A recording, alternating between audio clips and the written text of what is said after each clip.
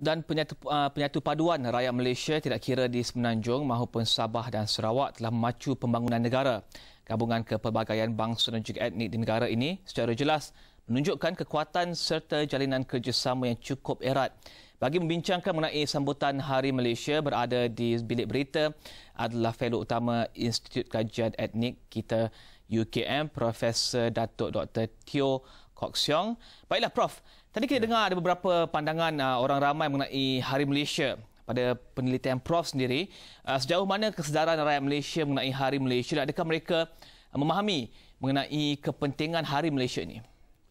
Ya, di Semenanjung kita lebih mengenali Hari Kemerdekaan itu dan kita kurang mengenali Hari Malaysia, dan Hari Malaysia pun baru diraikan mulai tahun 2010. Jadi di Sabah dan Sarawak mereka lebih mengenali Hari Malaysia daripada Hari Kemerdekaan, dan sepatutnya kita merayakan kedua-duanya dengan penuh makna lah.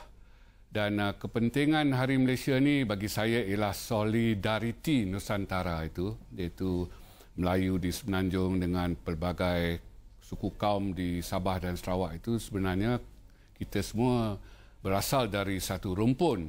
Ini dapat diperlihatkan melalui bukti bahasa itu, seperti perkataan dua dalam bahasa Melayu. Kalau bahasa Kelabit di Bario itu duwah begitu, kemudian duwak. Bahasa Kayan di Long Miri dan di Sabah Sarawak juga ada duweh, duwoh dan sebagainya. Jadi kita serumpun. Jadi bagi saya kepentingannya ialah solidariti Nusantara itu. Dan bagaimana Prof melihat penyatu paduan rakyat Malaysia di negara ini selepas 51 tahun pembentukan Malaysia? Adakah penyatu paduan tersebut aktif dan juga ataupun bagaimana Prof? Ya, di Semenanjung kita menghadapi sedikit masalah hubungan etnik, maksudnya tidak begitu baik dan perlu dipertingkatkan dari tahap kesepaduan sosial itu kepada perpaduan kaum itu.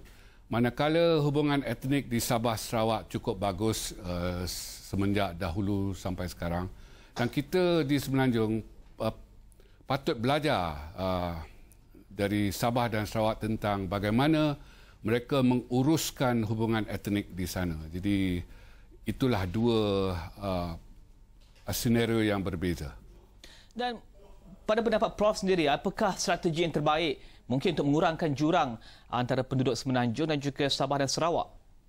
Ya, di Semenanjung kita ada masalah hubungan etnik antara Melayu, Cina dan India. Bagi saya interaksi sosial yang lebih giat itu perlu kita pertingkatkan. Maksudnya kita sebenarnya belum mengenali antara satu sama lain Melayu, Cina dan India. Maka dengan itu banyaklah prasangka, buruk sangka, salah konsep, stereotip dan kejutan budaya itu sendiri.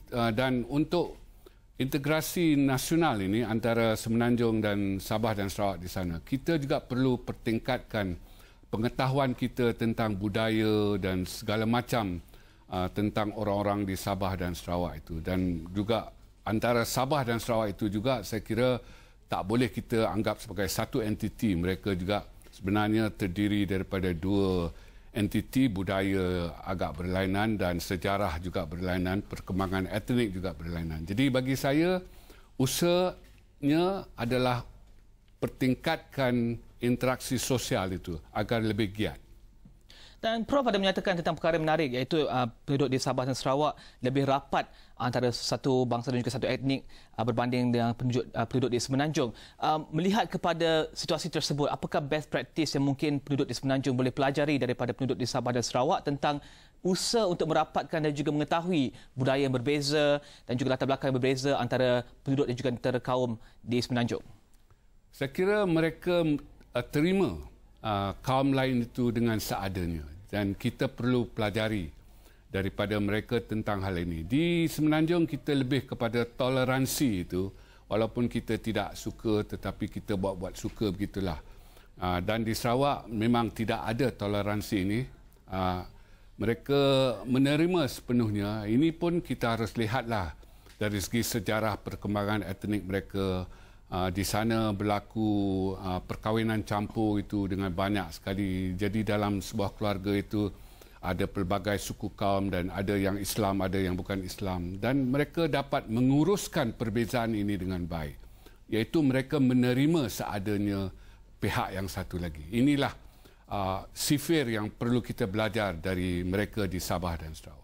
Okey, terima kasih Prof kerana bersama Awani 745 dan itu tadi adalah Profesor Datuk Dr. Teo Kok Siong daripada UKM, Institut Kajian Etnik kita UKM bincangkan tentang Kesatupaduan Sempena Hari Malaysia.